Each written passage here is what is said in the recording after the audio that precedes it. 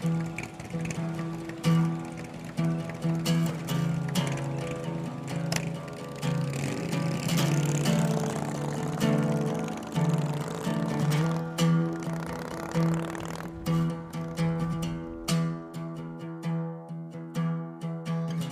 exciting thing about Harley-Davidson is that passion and emotion doesn't really lose its impact.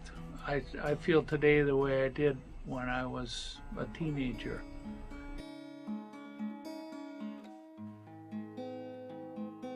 Our brand is the heartbeat of the company, and there's certain visuals and proportions that are Harley-Davidson.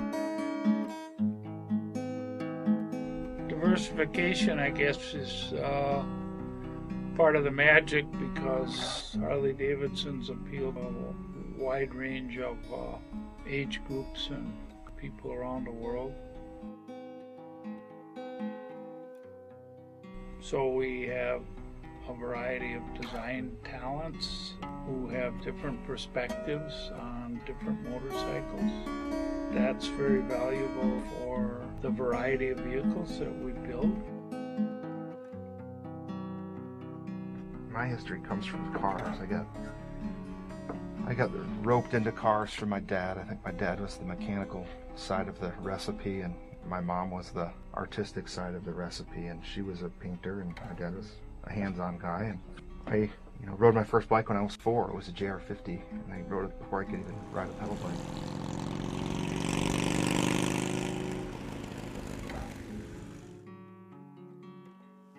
I mean, if you look at Ray, right, he has a 32 Ford, and you look at Collins, he's got an old Mercury Comet. Willie's got old cars. Steve Clements builds his own helicopters and flies them. It's all different angles firing at all times, which is kind of cool because people have totally different perspectives.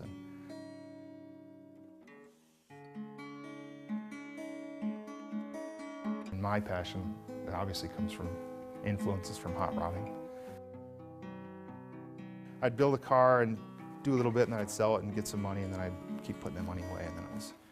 I'm fortunate in that I share these interests with the people in the styling department who are hobbyists as well as experienced designers.